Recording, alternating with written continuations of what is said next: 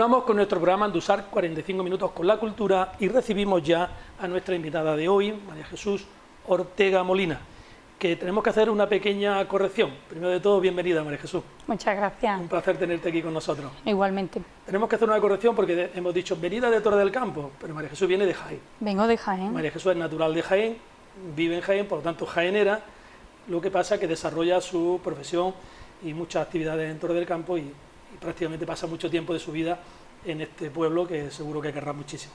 Correcto. Llevo ya muchos años allí y de alguna manera también me siento muy acogida y ellos se llega sintiendo ese lugar, ¿no? Sí.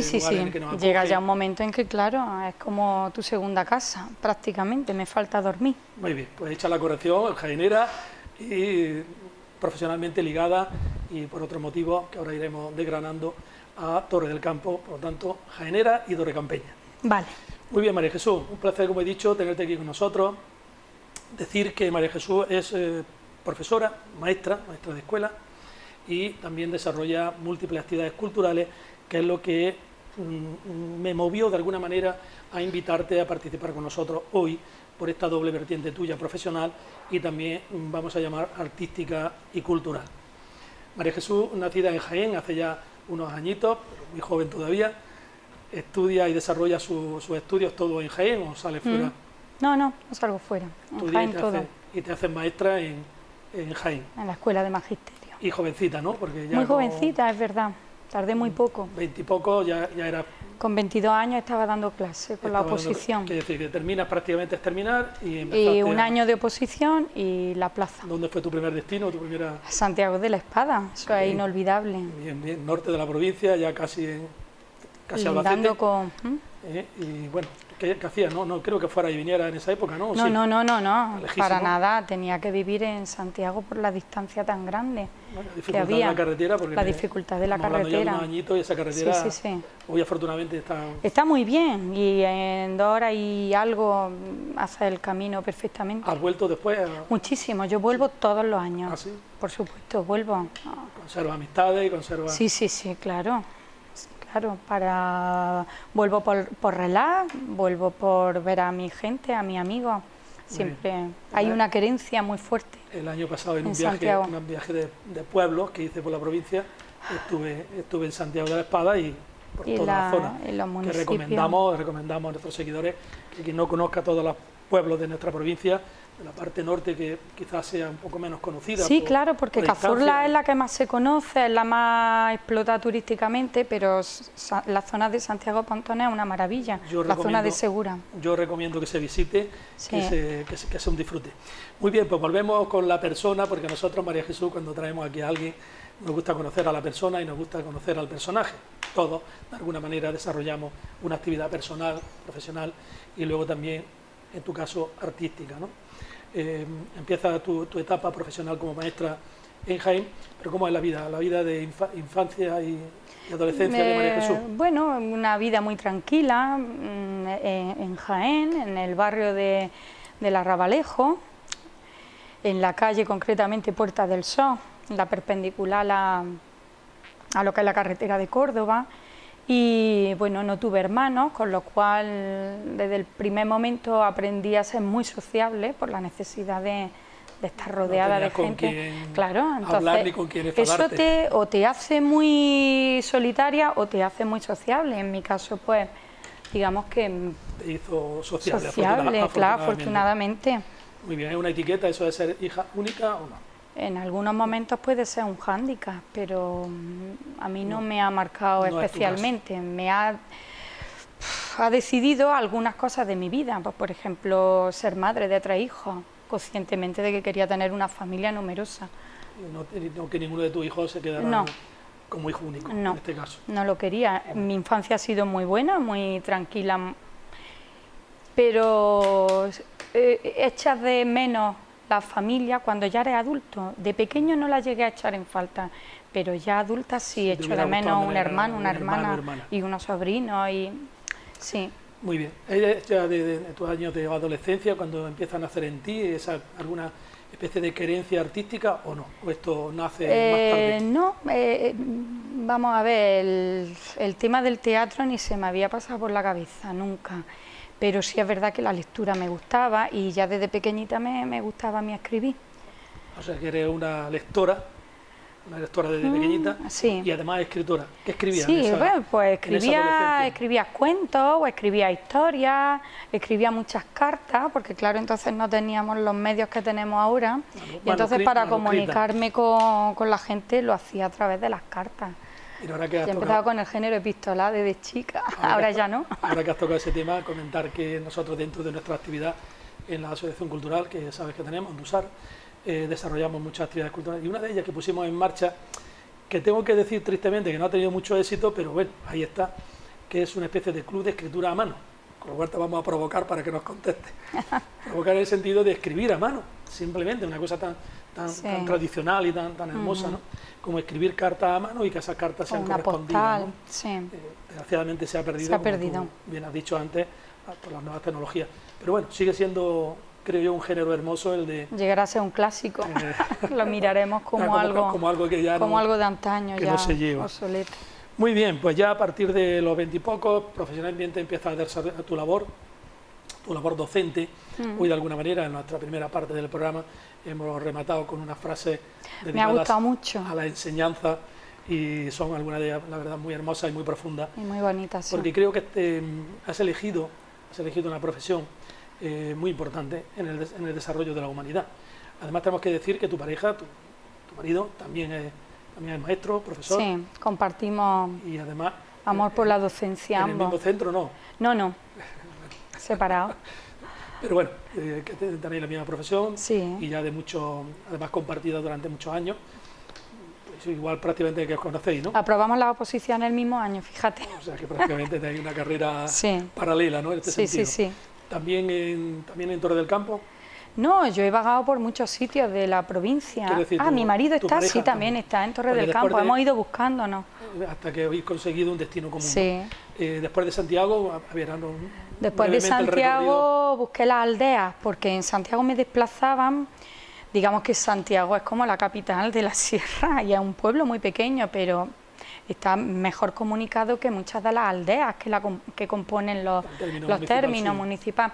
Y entonces, pues, una vez que no me pude quedar en Santiago de la Espada, me dediqué a dar clases en las aldeas, en la unitaria, en la Matea y en los teatinos. De su término municipal. Sí, he sido maestra rural y a mucha honra. Muy bien, donde más he aprendido, fíjate, tener una unitaria con niños de 3 a 12 años en una misma clase, no te imaginas el bagaje que te da. Aprendes todo lo que no has aprendido, ni en la universidad, ni en la oposición. Lo que te enseñan ellos a ti, ¿no? Claro. Y las dificultades que se presentan. Sí. De cualquier manera recordará, de hecho ya lo has expresado, recordará esa etapa con muchísimo cariño y seguro que mantendrá... Es la mejor etapa de mi vida. Con padres de esos alumnos, sin y mantengo duda. Relación con padres de los alumnos, y hace poco pues subí a Santiago por el fallecimiento de un familiar de un amigo, y precisamente estando allí vinieron alumnos a saludarme y a besarme. Mucho más crecidos.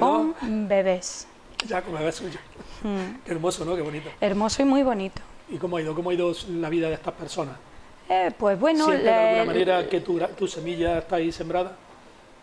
Es posible que educacional y cultural. Pienso que sí, porque oí siempre desde que era muy joven, fíjate que ahora es lo que está en boga, pero yo entendí la necesidad de educar para la vida desde que me licencié, desde que empecé a dar clases. Entonces a mis alumnos siempre les he enseñado a vivir. La educación de la vida. La educación de la vida. De todo está muy bien escrito. La educación librista, tu libro, tu editorial, pero llega un momento en que tú tienes que escapar de ahí. La enseñanza no está en el aula, está en la calle, está en la vida, y hay que salir. Yo recuerdo un profesor que estuve en Safa, yo estudié aquí en Safa de Andújar, que prácticamente de su temario, yo creo que no dimos casi nada. Sí. Nos aprobaría todo, pero no dimos casi nada, pero nos dio un curso de vida. Sí, y la enseñanza debe de llegar a los estudiantes y tiene que partir de sus propios intereses. Entonces, a partir de los intereses que tiene el alumno, es como se decide aprender. ¿Mantiene a día de hoy ese criterio? Sí, por supuesto. ¿Lo traslada si es posible? Sí. Totalmente. Muy bien. No me he desmarcado ni un poquito de la línea con la que empecé hace 27 años. Muy bien, 27 años ya al pie del cañón. Al pie del cañón. Después de Santiago y de su término. De las aldeas, pues luego me fui a Beas, de Beas a Bailén, de Beas a Villa del Río, de Villa del Río de la provincia de Córdoba pasé a Bailén y de Bailén a Torre del Campo. He tocado algunos. Muy bien, cada uno de los pasos. Los maestros son también titiriteros, van.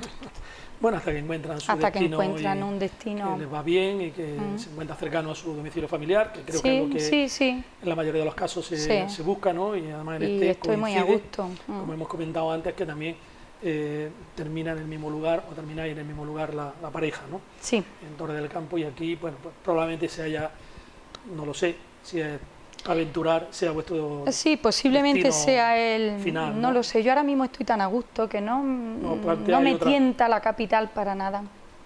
Muy bien, pues ya tenemos ubicada a María Jesús como maestra de escuela. ¿Te gusta el término maestra de escuela? Sí, y mucho más el término maestro que profesor. Profesor, ¿verdad que sí? A mí me encanta. O sea, es mucho más bonito. Me gusta mucho maestro de escuela. Es más entrañable. Llegamos ya a tenemos situada profesionalmente a María Jesús, trabajando en Torre del Campo, y quizás genera el hecho de estar tantos años, porque aquí lleva ya ¿cuánto? En Torre 27, del Campo, pues puedo llevar 12 o...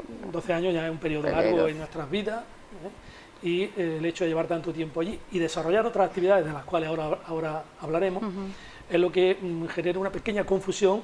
En mi caso te he presentado como que no viene de Torre del Campo, que luego ya lo hemos aclarado. Pero no me importa, ser torrecampeña de adopción, no reniego. y en este caso de sentimiento.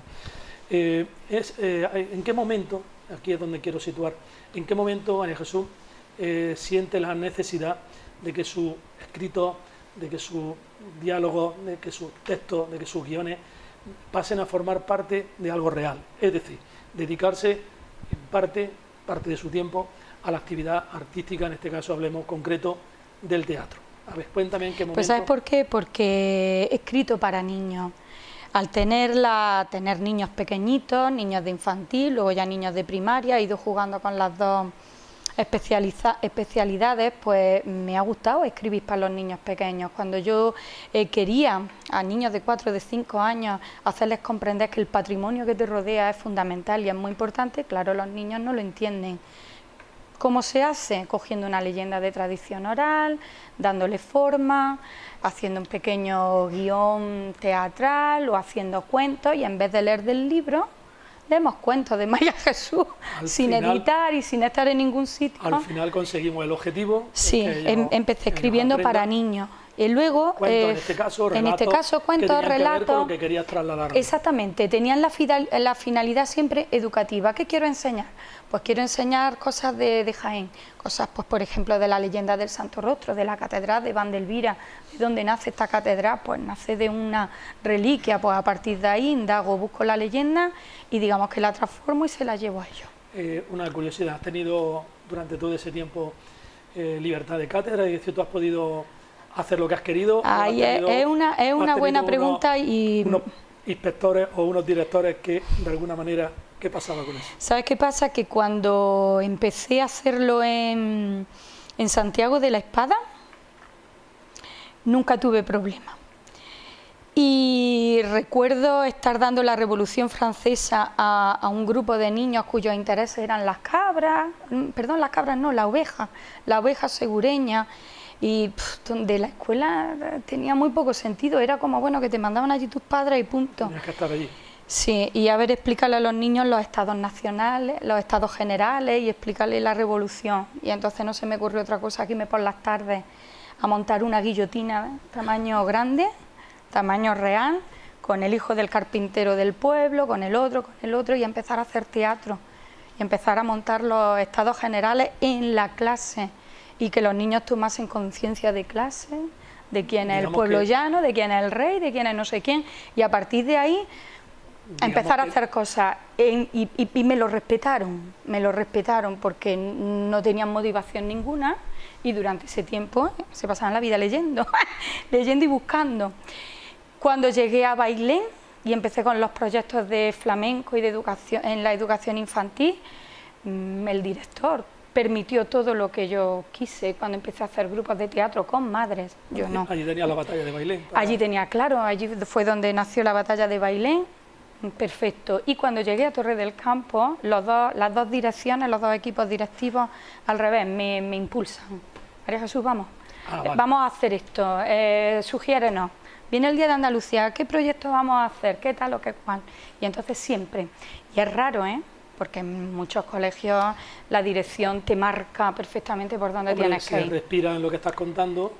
Pero yo por eso no me quiero ir de Torre del Campo. Si me tienen en palmitas, que va, no me voy. Que lo que hacía era positivo, que lo que hacía era constructivo, total. Que servía, porque al final yo creo que todo lo que hacemos, lo que tenemos que buscar es un fin, y es que sirva.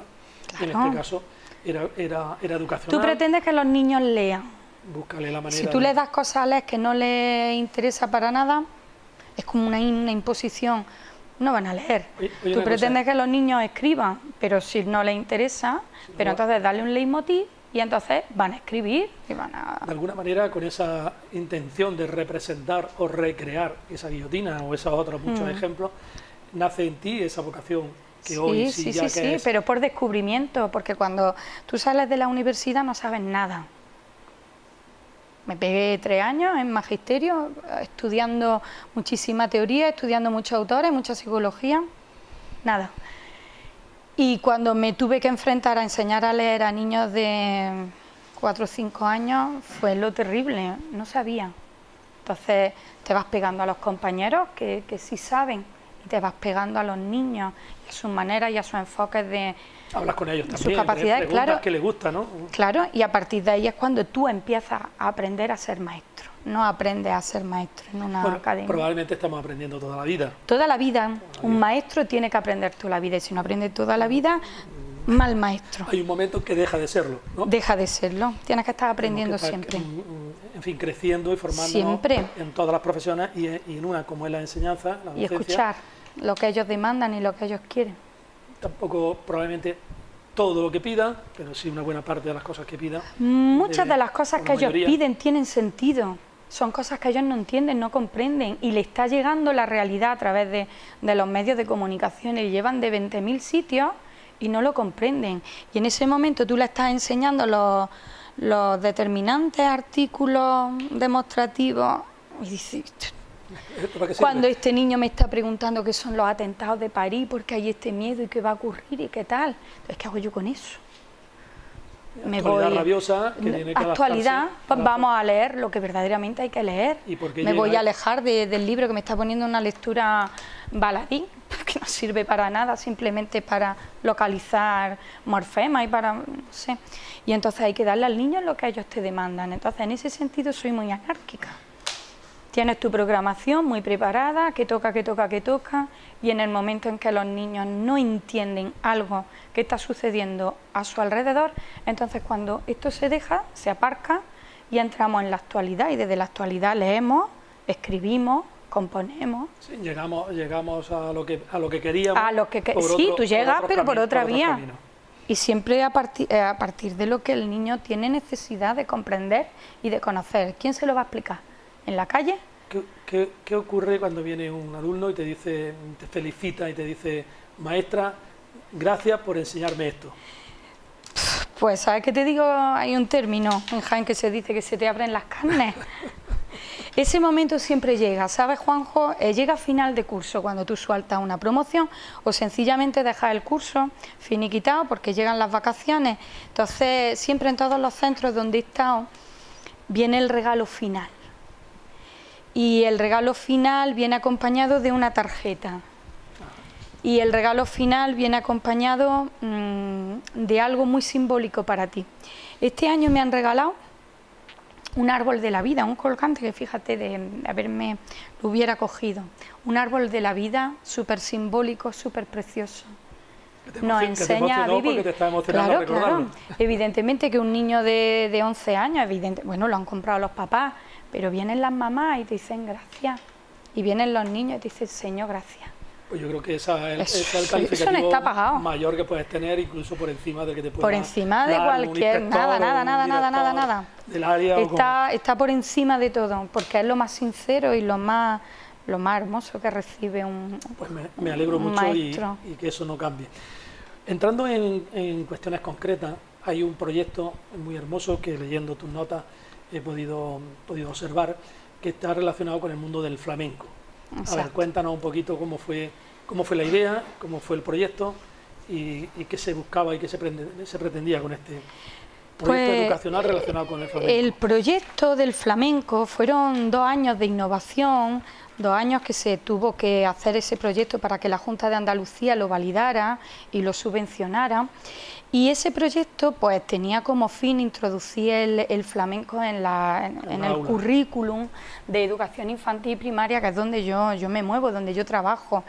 ¿Y por qué el flamenco? Pues porque necesitamos motivar a los alumnos, necesitamos herramientas de aprendizaje que sirvan para que el alumno esté motivado, quiera leer, quiera escuchar, quiera sentir y quiera conocer lo que tiene. Entonces, el flamenco en sí mismo, como cantadores, bailadores, no va tanto en esa línea, aunque de alguna manera lo hacemos, ¿no? Puede no ser tan atractivo para ellos, pero claro, sí hay otras cosas asociadas. Pero las cosas que hay asociadas al flamenco son fundamentales para trabajarlas en la educación.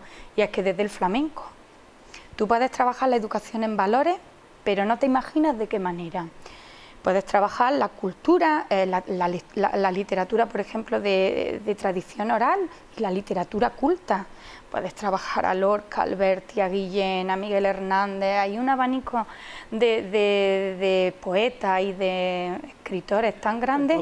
Y a la misma vez hay un abanico de profesionales flamencos que lo han cantado, que lo han llevado al escenario.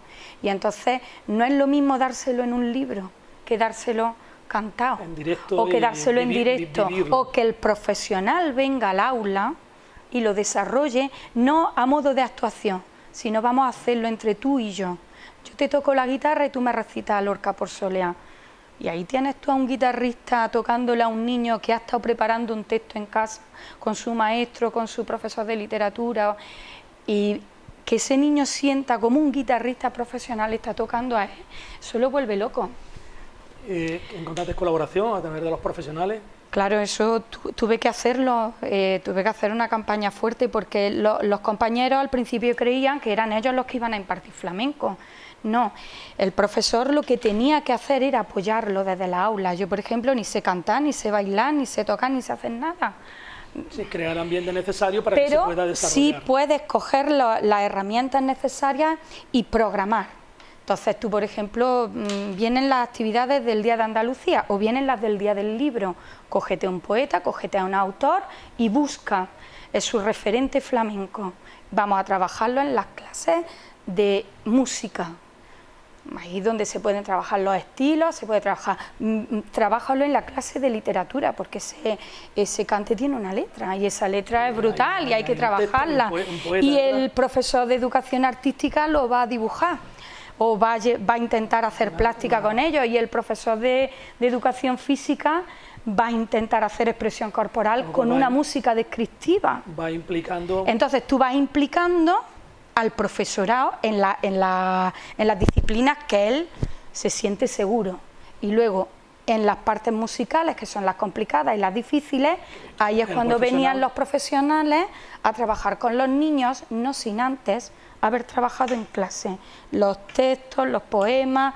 Pues fíjate, algo tan que dices, bueno, Picasso o Goya, la tauromaquia de estos dos artistas contemplada a la luz de Manolo Sanlúcar o del Cigala, que son artistas que han recreado eso. He visto dibujos que supongo que nacieron. Son de los niños, son de los niños. Cursos, exactamente. Y son realmente mágicos, en el vídeo que nos mandaste, es precioso.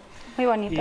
Y además me imagino que incluso vosotros, los profesores, lo viviríais con una expectación. Claro, claro, porque al principio no sabíamos por dónde nos iba a salir el tiro, ¿me entiendes? Porque es cambiar las dinámicas y las metodologías por completo, abandonar los libros, decimos vamos a hacer una jornada durante estos 15 días o durante estas semanas, depende de lo que.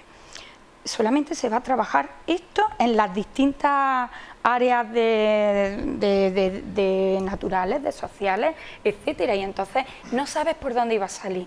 Recuerdo una Recuerdo cuando se llamó a una bailaora de Mengiba, a Silvia Martínez, y se le dijo: queremos que prepares la tauromaquia de Manolo Sanlúcar, cógete X temas de Manolo y llévalo, evidentemente no a bailar, los niños no te van a poner con pasos a bailar, pero sí a sentir, y a sentir lo que era lo que estaba ocurriendo, porque además ese disco de Manolo Sanlúcar, la tauromaquia, es una música muy descriptiva, donde empieza el nacimiento del toro hasta que muere en la plaza, el miedo del torero en una capilla, el momento de la mulilla, el momento de entrar a matar, el momento del silencio y el momento.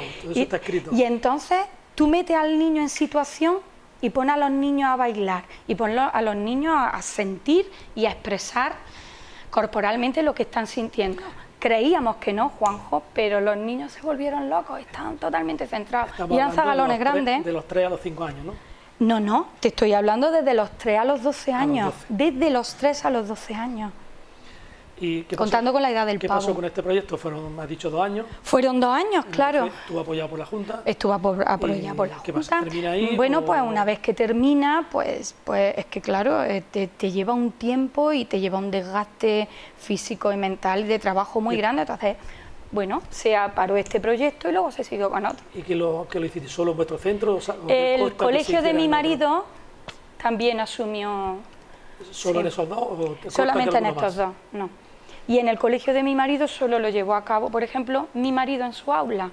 Se nutrió de todo lo que hacíamos los de Juan Carlos. ¿Y en otra ocasión plantea volver a retomarlo? ¿O estamos en otro ¿Sabes qué pasa? Que lo sigo haciendo, pero a nivel de mi clase. Como gracias a Dios cuento con amigos, entonces, claro, si lo haces a nivel... Es que piensa, fueron 2 años y además no son actividades de estas puntuales que dices, que viene el Día de Andalucía, vamos a celebrar el Día de Andalucía, que venga la niña de baile que nos monte 4 bailes. A mí eso me da, vulgarmente dicho, me da 100 patas porque es un maltrato al flamenco en su esencia y en su calidad.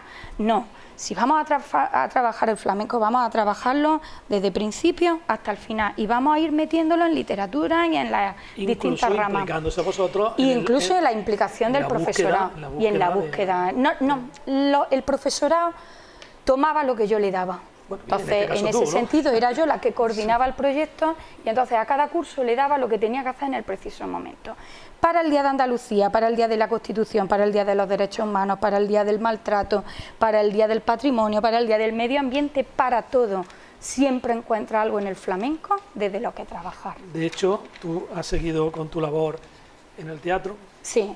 Y no has olvidado en ningún momento, has olvidado el flamenco. No, claro que no. He tenido la suerte de ver algunos de tus trabajos y siempre está, el flamenco siempre está ahí. Creo que está dentro incluso de ti, ¿no?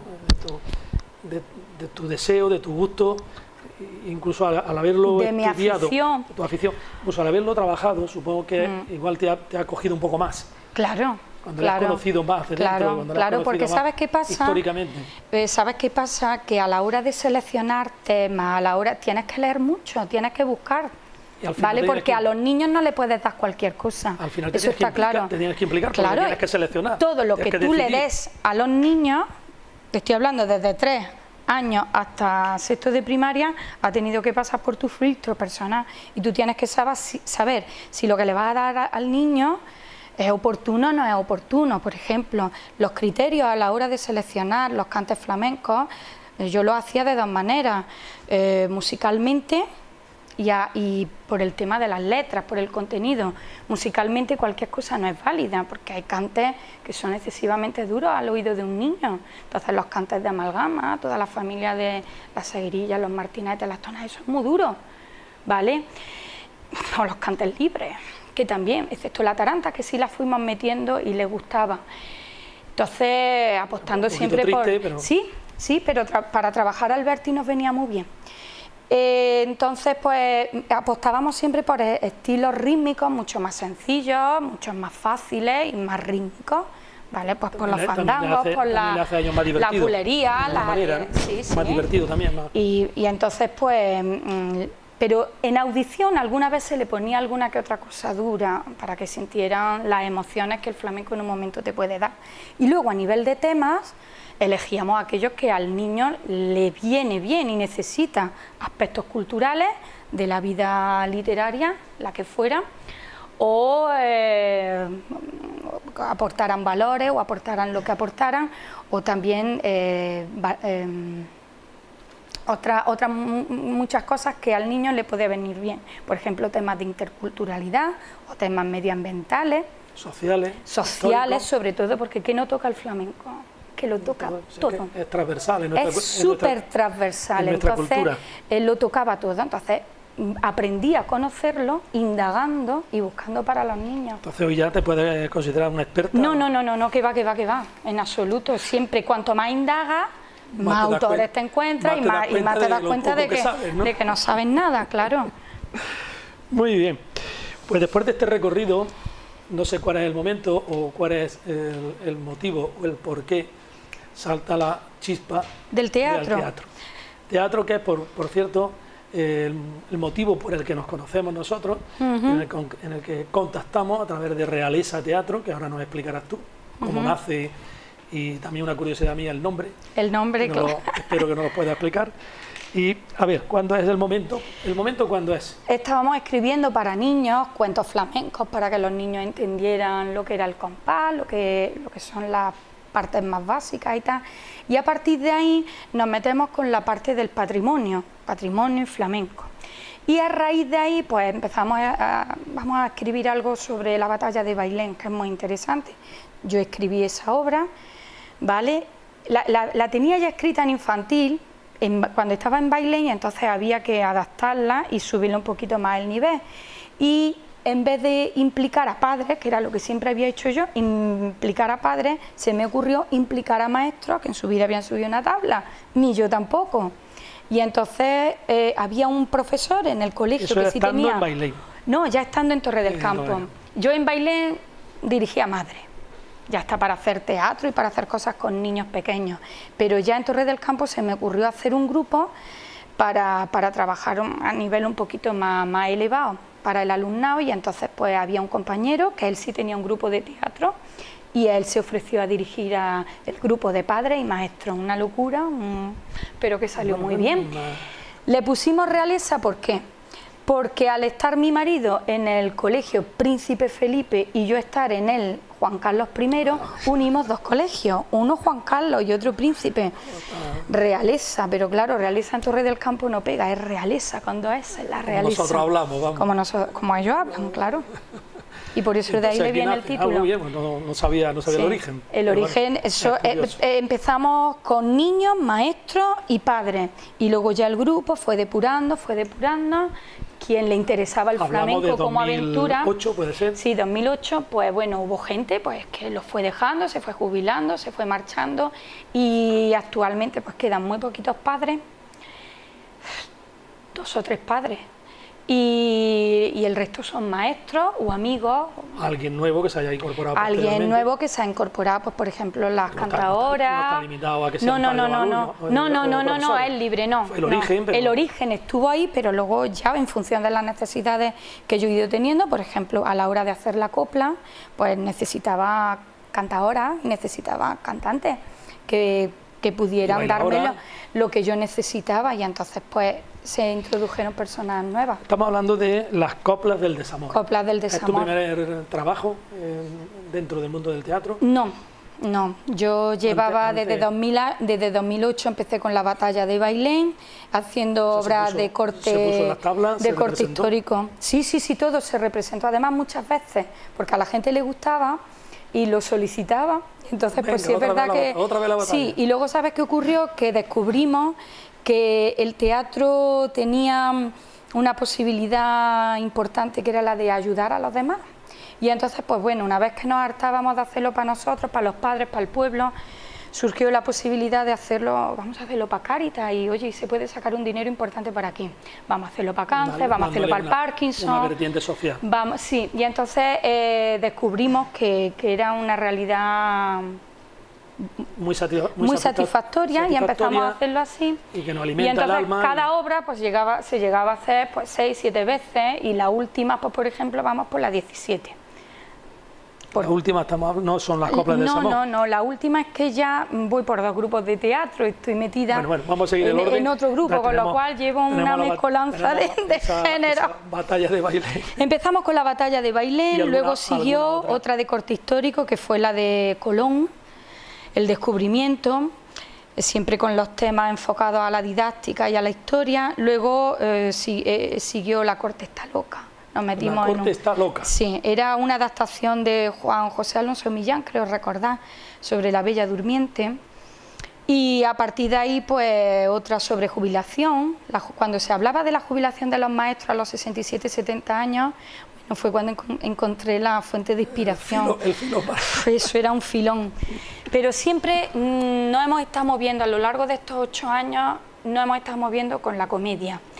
Y el último, el año pasado... Son más, ya vais por 9. Ya vamos por 9, efectivamente, pero los 8 primeros años siempre nos hemos movido por el tema de la comedia o del ámbito histórico, porque la de Colón fue una obra muy seria, muy correcta, una obra de mucho rigor histórico, ¿vale? Entonces tenía poco de cómico, pero el resto básicamente ha sido comedia, y la primera vez que me lanzo con el drama ha sido con Las coplas, que es del año pasado, vamos, estrenada en junio. Tenemos que decir que tu labor aquí en todos estos casos ha sido de guionista, ha sido la escritora del guión. Sí. Pero luego además te has implicado en la dirección de la obra. Y ayudante de dirección, ¿sabes? ¿Tienes tu director de obra? Teníamos nuestro director de escena artístico, pero luego Juan Jurado, que es como se llama este gran compañero, pues se jubiló y él necesitaba descansar, y entonces cogí yo los trastes, como se dice. Como no estaba muy ocupada, Como no estaba ocupada, pues bueno. Maestra escuela, madre, escritora, cuentacuentos, guiones, y directora. Y sí, y siempre actriz. Y dentro de la obra actuando. Así, siempre he actuado, en todas he actuado. Cuéntame tu primera aparición en escena. Mi primera aparición en escena fue en la batalla de Bailén. ¿Qué hacía? ¿No sería María Bellito? No, sí. Por supuesto que no. Además le tenía tanto respeto que no quise coger papel, simplemente figuraba. Me daba miedo, me daba respeto. Entonces simplemente hice una aparición. Y ya cubriste primera... Pero es verdad que estaba ayudando en la dirección, organizando, porque a los grupos no solamente hay que dirigirlos, hay que organizarlos. Después de todo este recorrido, se resuelve el famoso miedo escénico, sí. Se resuelve el enfrentarse al público, sí. El hablar. Sí, ha llegado ya al punto de poderlo disfrutar. Al principio era muy sufrido, era ponerte de los nervios, ¿no? Cada vez que tenías que salir, pero ahora es verdad que he aprendido a disfrutarlo, y entonces, fíjate... Se te sigue poniendo de los nervios, pero es porque no se escape ningún detalle. Claro, me sigo poniendo muy de los nervios, pero no por mí misma, sino por los demás, porque sé dónde va a fallar este y dónde va a fallar el otro, porque ya lo tengo tragado, de verlo en los ensayos generales y de conocer a mi gente. ¿Y luego se cumplen esos fallos o no? Sí, otras veces me sorprenden y no se cumplen. ¿Y se falla en otra cosa? Y se falla en otra cosa, claro, pero entonces ese miedo cuando tú diriges siempre está. De cualquier manera, cualquier obra que se va a poner, aunque sea en reposición, aunque sea la 5ª vez que se hace, sí. Siempre es un melón sin abrir, ¿no? No siempre es un melón sin abrir, claro. Hasta que se hace, ¿no? Sí. De todas maneras, yo creo que es incomparable a cualquier otra cosa, ¿no? Porque cualquier cosa que sea grabada, se puede repetir, una serie de televisión, en fin, cualquier otro... Sí, es como hacer puenting, que te da una sensación de... No es el teatro es un telón que se abre. Sí. Y hay que ponerse a hablar. Y es como empezar de nuevo, porque el público nuevo, las circunstancias siempre son nuevas, las de los actores también son circunstancias nuevas, hoy se viene de una manera o se viene de otra. Seres humanos con Mira, recuerdo situaciones. Una vez que estuvimos actuando en el Darimelia en Jaén, y súper confiados, la obra súper bien, porque la llevábamos ya rodada por muchos pueblos y estaba todo genial. Una de las actrices, pues actuábamos a las 8:30, eran las 8 y no había venido. Tenía 40 de fiebre y estaban poniéndole algo en urgencias para bajarle la fiebre. Eso pues como 3/4 de hora antes una de pieza actuar. principal. Esa, y era una de las piezas principales, ya por ahí. Luego, maquillándonos y demás, la mujer de uno de los compañeros estaba en el cuarto de baño, sentado un compañero, lo está maquillando, se agachó a por un lápiz o algo que había caído, llegó otro, abrió la puerta y se le abrió una brecha que sangraba, pero vamos, lo más grande, y se la tuvieron que llevar a urgencias. Y el pobre marido la miraba y decía, que no me puedo ir contigo. Y luego otro de los compañeros sufrió un golpe de calor y creíamos que se moría. No, este lo sufrió tras la bambalina y madre mía, casi era, que hubiéramos tenido que ir a urgencia a intentamos hacerlo, ¿no? sobrevivir. Mira, la obra salió, pero con mucho miedo, es decir, todo el mundo se sacó adelante, se sacó adelante por profesionalidad, porque bueno, cuando se da toda esa serie de circunstancias, claro, es que por eso te digo que cada obra es distinta, aunque la haya llevado mucho por delante, más satisfacción haber superado todos esos inconvenientes. Como esa obra ninguna, porque es que nos pasó de todo. Por dar un salto en el tiempo y venirnos a tiempo más reciente, ya el año pasado, ponemos las coplas del desamor. Sí. Hablan un poquito de las coplas, yo he tenido la suerte de verlas y ya de entrada, antes de que tú hables de ellas, te felicito porque nos encantó. Ahora háblanos tú de ellas. Bueno, pues las coplas del desamor es mi primera aventura en la dirección artística y bueno, tenía mi grupo, pero hubo que llamar a personas nuevas para integrar y para completar el elenco, porque necesitábamos gente que cantara en directo y necesitábamos músicos en directo, es decir, la parte artística musical no la teníamos, y entonces pues era la primera obra en la que nosotros acometimos el drama, y existía mucho miedo porque no pensábamos que estábamos capacitados, preparados para hacer una obra de tanta injundia y de tanto sufrimiento. Además supongo que no te valdría cualquiera tampoco, que no te valdría cualquier persona. Claro, no me valía cantante, cualquiera, cualquier músico, no. Hay que darte un perfil determinado. Sí, y buscarlo, y cuando ya lo tenía, algunos veían el guión y se echaban para atrás. Eran temas de máxima dureza, se desarrollaba en los años 40, en la época de la... Bueno, pero el desarrollo de la obra, el marco histórico eran los años 40. Y entonces, pues, toca una serie de temas como la represión política, la represión sexual, la represión moral, la ideología. ¿Crees que con 70 años de salto en el tiempo se ha superado todo eso? No. O todavía hay, siendo una obra de los años 40 es casi contemporánea. Es casi contemporánea, hay resquicios, desgraciadamente. Hay resquicios muy importantes. Yo recuerdo que el año pasado, cuando estábamos a un mes del estreno, en televisión, en las noticias salían asaltos a los homosexuales en mitad de la calle, brutales palizas a un chico de Granada.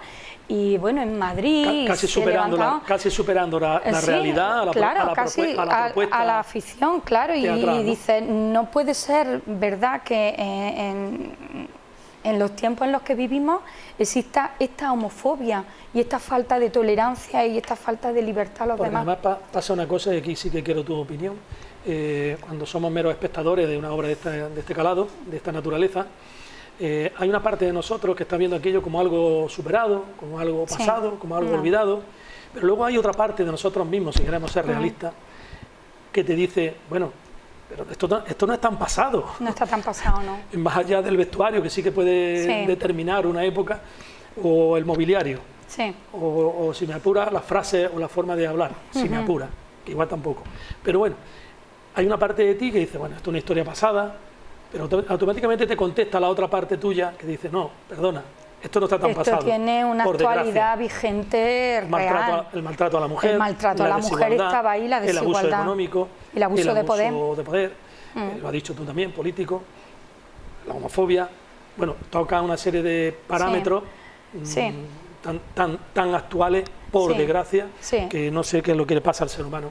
Hay por ahí un poema mío que termino diciendo, no sé qué le pasa al ser humano, que es de todo menos humano. Menos humano, qué bonito. Aquí creo que viene al pelo. Al pelo totalmente.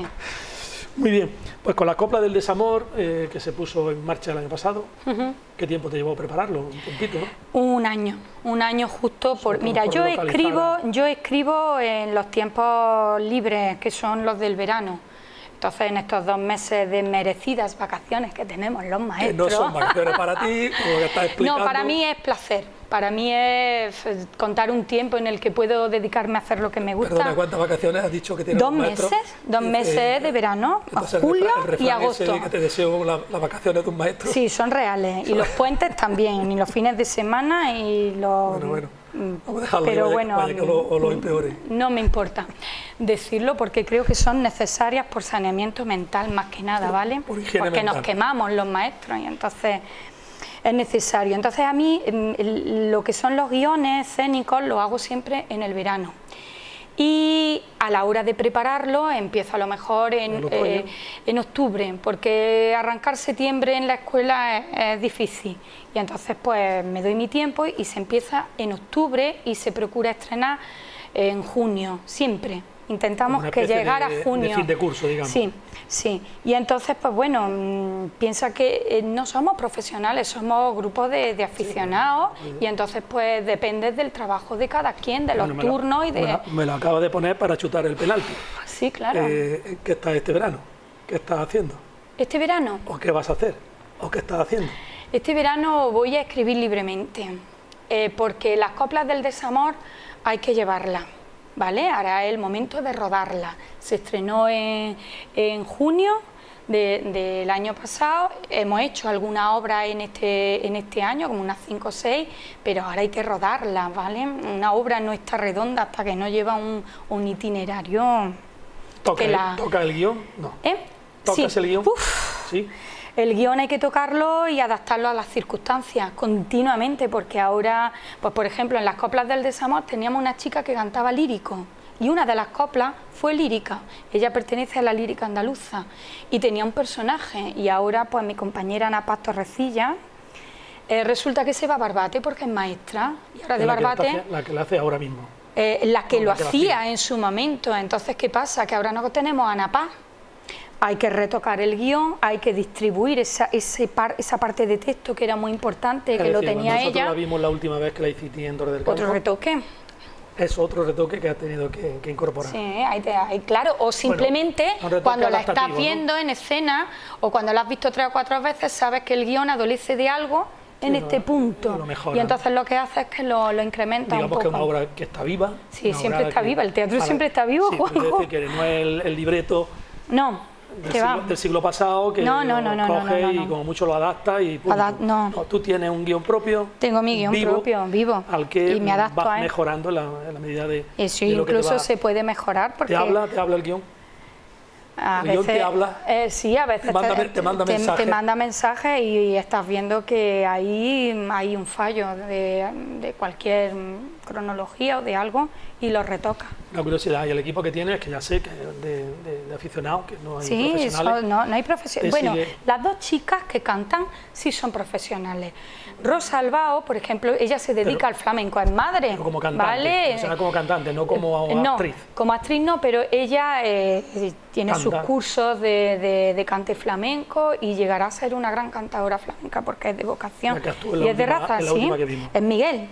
Y luego está Eva Justicia, que ella también se dedica y vive fundamentalmente de su arte, de cantar. Están también los músicos, ¿no? Luego están los músicos, pero bueno, pues por ejemplo, el chico de la guitarra, él es estudiante de conservatorio, de guitarra flamenca, está en el Conservatorio Superior de Córdoba. Y luego el viola es profesor de viola en el Conservatorio de Jaén.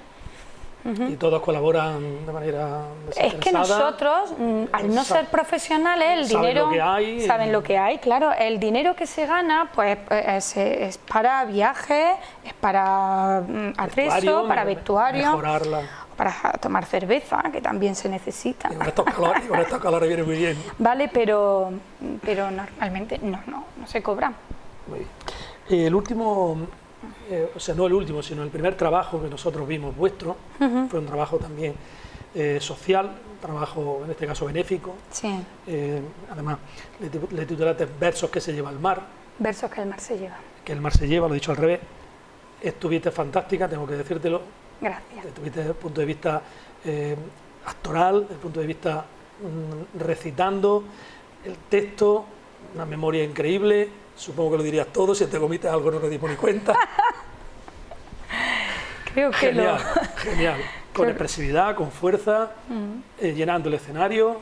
Bueno, me pareció fantástico. Yo te felicité entonces y hoy lo hago público. Me parece una obra extraordinaria. Además, no sé las posibilidades de repetirla, porque sé que tiene una complejidad desde el punto de vista de los personajes, muchos personajes que intervinieron. También hay una interculturalidad, hay diferentes países. Sí. Háblanos tú un poquito de versos que el mar se lleva. Bueno, los versos que el mar se lleva surgieron de una manera muy circunstancial. Hace un par de años, dos años aproximadamente, conocimos precisamente por un proyecto intercultural, un proyecto solidario en el colegio, a Isidoro Macías, el padre Patera, y entonces pues él vino a nuestro centro desde Algeciras y se instaló unos días en casa. Y bueno, a mí me gustaba escuchar las historias de este hombre, porque él trabajaba recogiendo los inmigrantes que llegaban a las orillas de la costa de Algeciras, y tenía una trayectoria magnífica, su trayectoria en el tema de la solidaridad y de la inmigración. Y cuando él estaba en casa, a mí me coincidían ensayos, yo lo dejaba, donde él me pedía, y un día me dice: niña, ¿tú escribes? Sí. ¿Y tú actúas? Sí. ¿Y tú viendo lo que viendo y no vas a hacer nada para que esto salga a la calle? Porque es un drama tan grande. Y entonces él me hizo reflexionar, y entonces de haber estado siempre en el mundo de la comedia, a coger y partir un poco ramales y decir: voy a hacer algo serio, voy a hacer algo profundo. Porque estaba hablando de la vida. Estaba hablando de la vida, entonces fue Isidoro el que me instigó a escribir. Pero claro, una vez que me incita a la escritura, yo escribo. Pero escribí un poemario, alrededor de unos 30 poemas aproximadamente. Escribí ese poemario, pero el poemario se quedó en un cajón. Si esto no sale a la luz, pues bueno, baladí, tenerlo ahí, dormirá el sueño de los justos. Y entonces pues decidí que, bueno, como mi pequeño mundo es el teatro, del poemario decidí hacer un guión escénico para llevarlo al teatro, no hacer un recital, que en un primer momento se me pasó por la cabeza, pero luego fui más allá, ¿sabes? Me interesaba mucho combinar muchos lenguajes, y entonces fue como surgió la obra, no el poemario, la obra, el montaje escénico y musical de los versos que el mar se lleva. Fue así como empieza. Y no pretende ser otra cosa que la de llevar al espectador la dura realidad de los cientos de miles de personas que están vagando en Europa. Un viaje a ninguna parte, un viaje que sabe de dónde salen pero no saben a dónde llegan. Muchos de ellos acaban en el mar, por eso el título, los versos que el mar se lleva, lo que el mar se lleva. Está cargada la obra de mensaje, sí, de la obra es muy simbólica. Además de los personajes, por supuesto. Me parece muy bien, me parece muy completa, y además creo que se merece repetirla en la medida de las posibilidades. Nosotros, mira, la ofrecimos porque la ofrecimos a Mensajeros de la Paz, que fue la primera entidad a la que nosotros acudimos para presentarle el proyecto, este proyecto social, y ellos, pues no sé si pensarían: esta mujer está más loca que una cabra, ¿cómo va a hacer esto? Y fueron los primeros que creyeron y dijeron: sí, lánzate, y nosotros te respaldamos en el sentido de abrir las puertas de los teatros, cosa que a los actores que no somos profesionales no están vetadas, porque no tenemos capacidad económica para alquilar un teatro que te pueda costar 3.000 euros, porque ¿de dónde? ¿Vale? Y entonces pues ellos son los destinatarios de los fondos que se recauden con estas representaciones. Y las que se puedan hacer. Y las que se puedan hacer. Cuando Julio Millán vio la obra, y Paqui, que es la que siempre está con él, que son los grandes promotores de Mensajeros de la Paz en Andalucía, cuando ellos vieron la obra, recuerdo que Paqui acababan de venir los dos de Jordania, habían ido a una visita y ellos llegaron el jueves, y cuando fueron a felicitarnos, recuerdo a Paqui abrazada, porque ella es cooperante, abrazada a mí llorando, y me dijo: me han matado. Es decir, no pudo parar de llorar y estaba totalmente sensibilizada porque ella lo había vivido en primera mano. Claro, son muchos entonces fueron los primeros temas que se tocan a lo largo de la que obra. vieron el resultado, y entonces Julio dijo, esto tienen que verlo en Jaén y tiene que verlo mucha gente. Y dijimos, pues llevémoslo a los teatros, ya que hemos visto la experiencia, ya que hemos abierto el melón y ha resultado algo realmente potente, no solamente a la hora de conseguir dinero, sino a la hora de crear la conciencia solidaria, la conciencia social. Ellos dijeron, vamos a abrir los teatros de los municipios donde esto se pueda llevar a cabo. Está claro que tenemos ahí un proyecto. Pues mira, ahora mismo se va a desarrollar. Julio está intentando llevarlo al Infanta Leonor en Jaén. Ya para el 7 de octubre tenemos el Teatro de Baeza, se está moviendo también en Martos y bueno, se va a mover donde se necesite, porque se necesita dinero y sobre todo se necesita abrir. ¿Tendremos la suerte de verlo? Pues bueno, imagino que posiblemente, ¿sabes? Posiblemente donde se nos atienda y donde se nos abra la puerta. Genial. Es un proyecto realmente hermoso, porque está hecho con personas, como tú bien has dicho antes, tiene un enfoque bastante multicultural, porque era una de las premisas que yo necesitaba a la hora de acometerlo. Fíjate que yo me muevo en 2 grupos de teatro, tengo actores suficientes para poder hacerlo, pero tenía claro que tenía que haber personas que no tuvieran nada que ver con el medio. Y eso no sabía yo por dónde me iba a salir, porque súbelo al escenario, sin que echen a correr. Oye, pues lo hicieron muy bien, ¿eh? Vale, entonces tengo 2 chicos que eran de Sáhara, un niño de Marruecos, una pareja de Brasil, un boliviano, una colombiana, una chica neoyorquina, otra de un pintor de Jaén, afincado en Alemania, venezolano. Por la provincia. Sí. Todo, y lo curioso es que muchos de ellos se movían, otros no, pero algunos de ellos se movían en disciplinas artísticas importantes. Tal es el caso de Ricardo Rocío, que es un pintor y era un compositor y está afectado por una enfermedad degenerativa. Él es profesor de conservatorio de guitarra y pintor y está participando. Él salió pintando, sí. Y luego también está Puñal, que es un pintor muy reputado de Jaén, que ha tenido una amplia trayectoria internacional, y él nos regaló el cartel donde pudimos publicitar nuestra obra y asesora nuestra puesta en escena, porque él tiene mucha pericia en estos temas. Y gente de la danza y gente muy profesional. Yo creo que cuando se acude a buscar a estas personas y el objetivo es solidario, como es el caso, yo creo que prácticamente nadie se niega, creo. ¿Nadie? Nadie, ¿no? He dicho prácticamente, pero es nadie, ¿no? Sí, es muy curioso, pero me encanta que me lo digas. Sí, pero todo el mundo, cuando yo le conté lo que yo quería hacer y tratar de visualizar este problema tan grande y dar voz a los sin voz, todo el mundo dijo, quiero estar ahí. Quiero estar ahí y no voy a cobrar nada y sé que le voy a tener que dedicar un tiempo muy importante de mi tiempo libre. Quizás porque en el fondo todas estas personas, nosotros mismos, vosotros, queremos hacer esas cosas, pero necesitamos que alguien lo canalice. Y hasta que no aparece ese alguien que lo canaliza, pues todo queda ahí en algo interior que se quiere hacer, pero no se pone en práctica, ¿no? Creo que es el porqué. Muy bien, pues enhorabuena y adelante con el proyecto, María Jesús.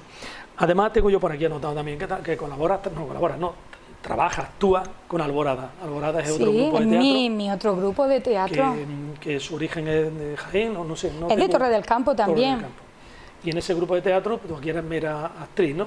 O también escribes. No, para este grupo no escribo, ¿sabes por qué? Porque somos 7 o 8 compañeros, bueno, con el técnico, y entonces pues siempre encuentra obras adaptada al grupo, pero Realiza Teatro ha sido un grupo que ha llegado a mover 20 personas. Dime qué obra adaptas tú a 20 personas.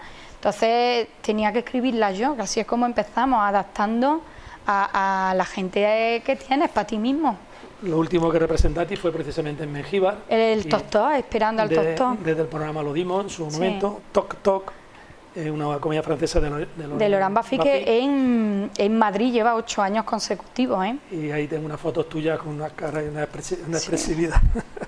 En Madrid lleva 8 años. 8 años lleva en Madrid. Yo la vi en Madrid y dije, esta la quiero, pero encuentra el guión. Esta seguí haciéndola, ¿no?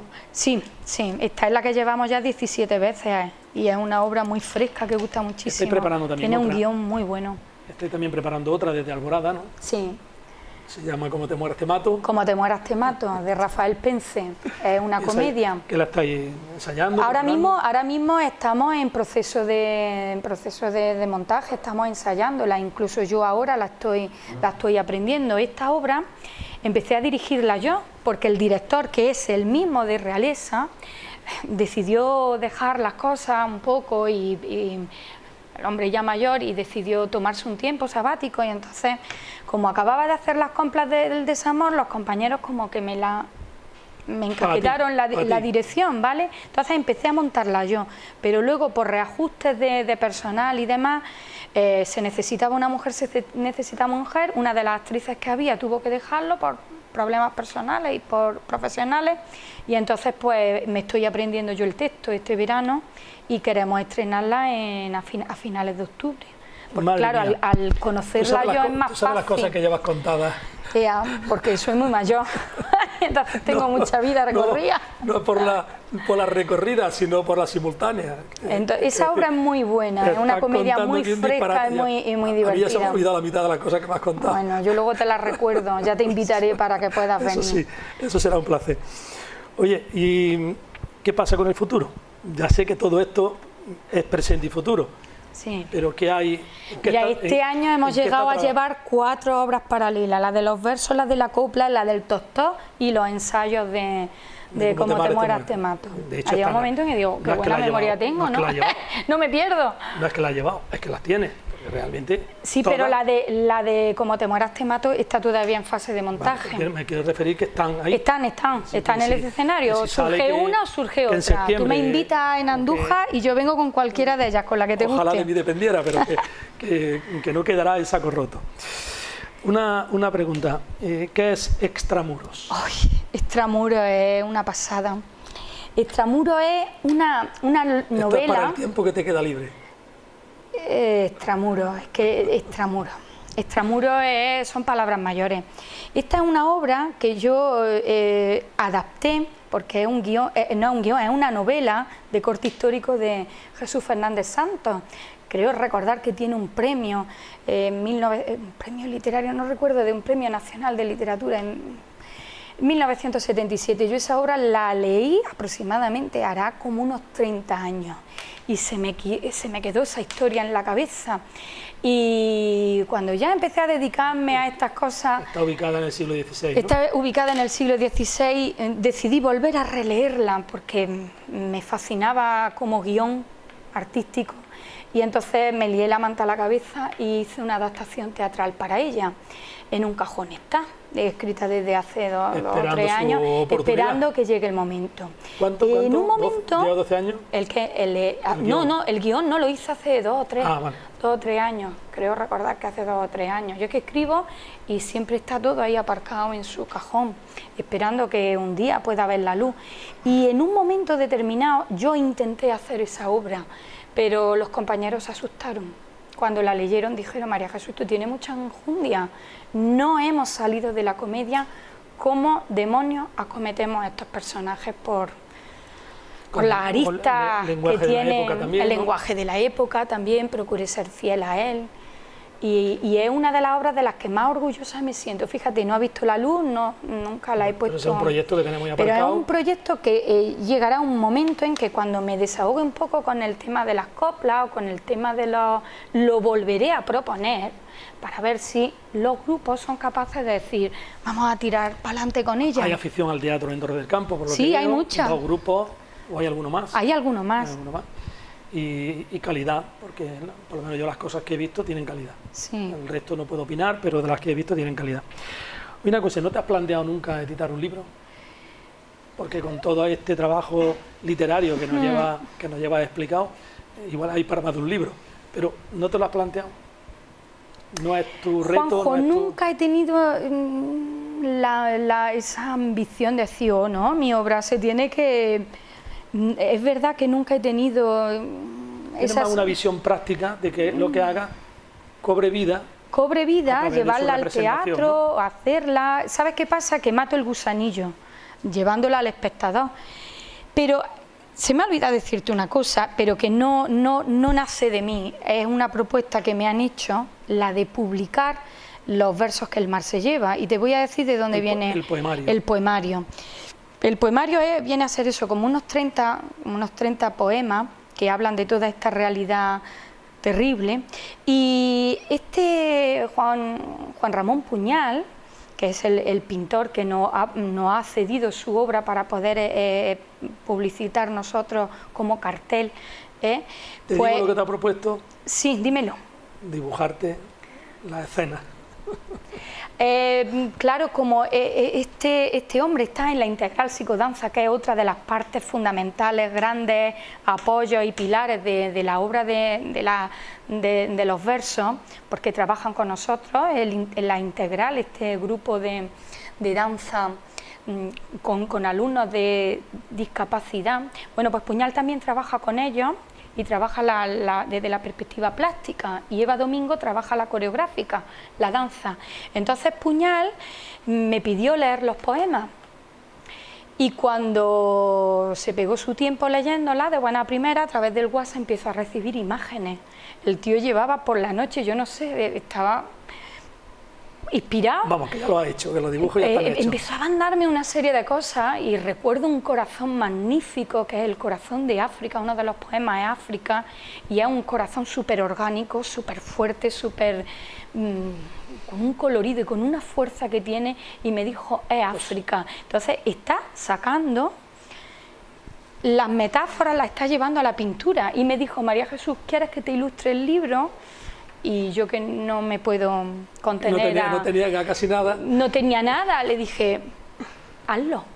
Y entonces pues es posible que vea la luz. El proyecto que tenemos es el de llevarlo a Diputación y pedir que Diputación lo publique desde el área de cultura, y con el dinero que se obtenga, de nuevo Mensajero en su obra, en su fundación social, que se haga con este dinero para esos proyectos que son tan necesarios, porque un poemario sobre refugiados, ¿dónde lo va a llevar? Seguro que tiene éxito.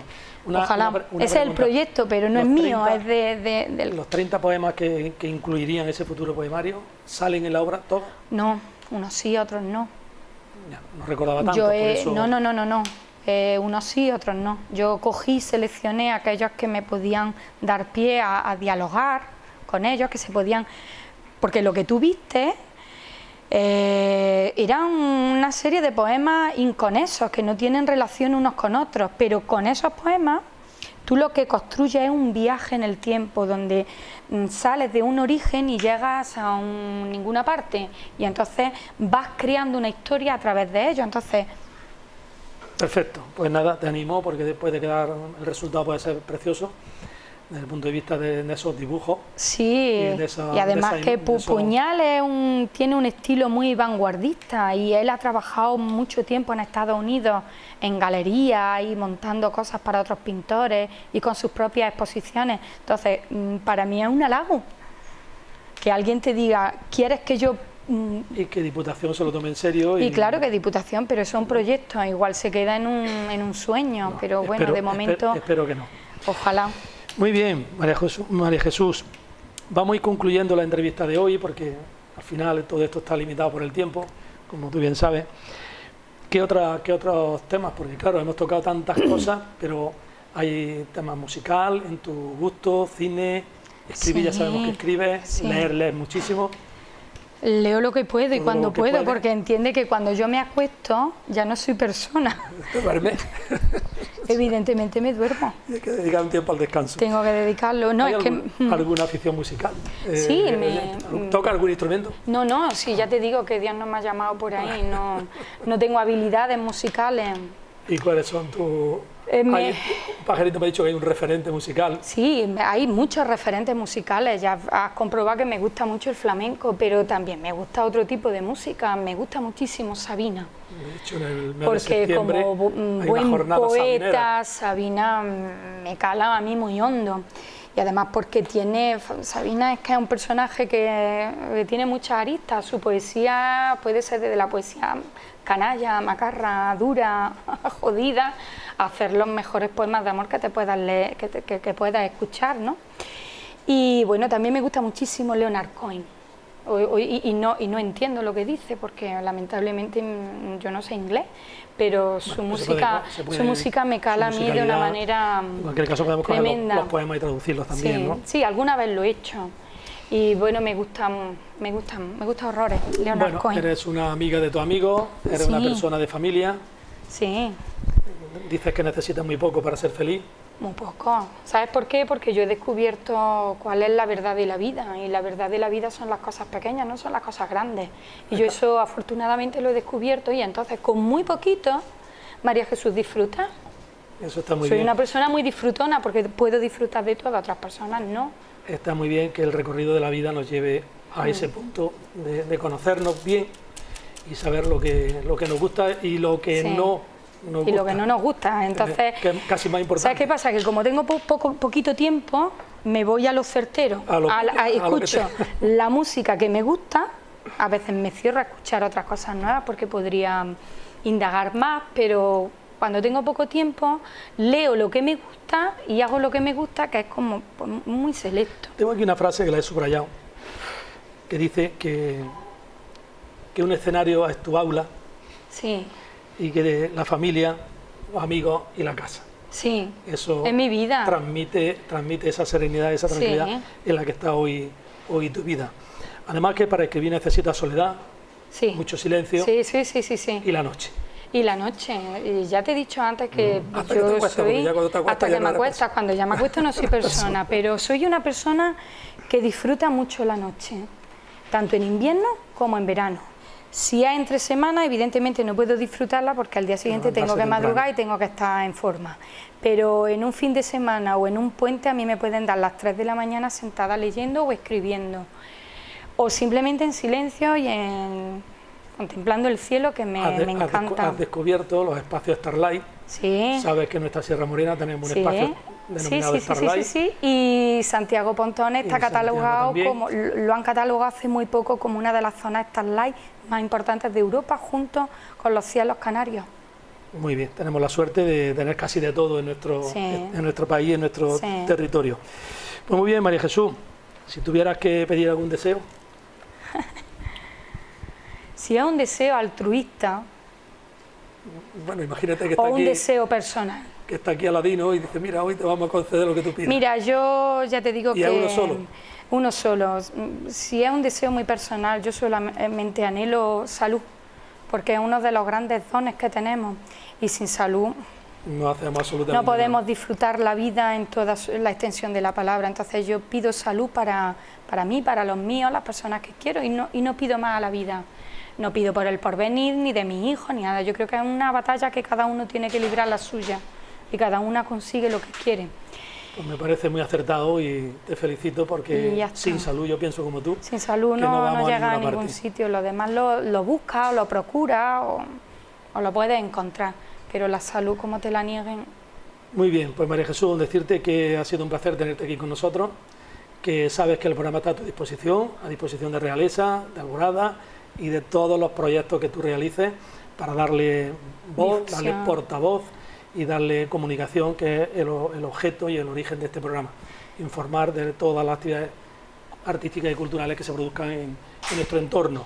Y yo creo que producir lo suficiente como para que nos hagamos eco de todo lo que hacéis.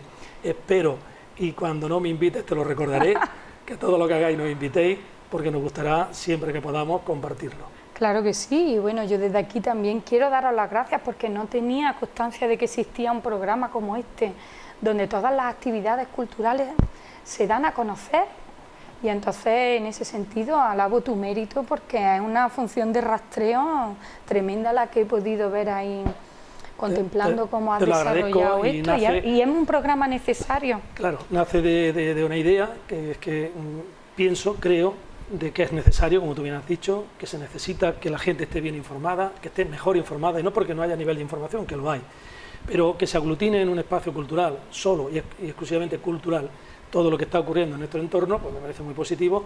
Y luego también piensa que a través del sillón del invitado pues están pasando muchas personas, cada semana una, que tienen muchas cosas que contarnos y que tienen muchas cosas que además necesitan que se les dé visibilidad, en el caso de autores jóvenes, de personas, nuevas promesas que están saliendo en el mundo de la música y que escriben. Y además, precisamente, Juan José, yo pienso que son las que menos cobertura tienen, porque si tú te vas a los medios de comunicación y te pones a ver televisión, es que apagas la tele porque es más de lo mismo y más gente aburrida y gente muy... Bueno, pues hoy aquí contigo no nos hemos aburrido, te lo puedo asegurar. No, pero no me refería a aburrida, sino que el mero hecho de salir en una televisión es para acostarse con alguien. Y entonces, asuntos que no... que haya alguien que intenta salirse de ahí, ¿no? Salirse de esto es muy desgraciadamente importante. Esos programas subsisten porque hay mucha gente y fíjate, es muy curioso. Yo tengo que decir, lo digo públicamente porque no me escondo, siempre lo he dicho, que no tengo nada que ver con ese mundillo ni con ese tipo de programa, pero que respeto que todo el mundo vea y que le guste lo que quiera, ¿no? Nosotros nos gusta el arte y la cultura y eso es lo que intentamos hacer desde Andusar 45 minutos con la cultura, que hoy creo que nos hemos excedido un poquito contigo, pero tenía muchas cosas que contarnos. Gracias, María Jesús, y suerte en todo lo que emprendas. Pues muchas gracias a ti por haberme invitado, ha sido un verdadero placer. Hasta pronto.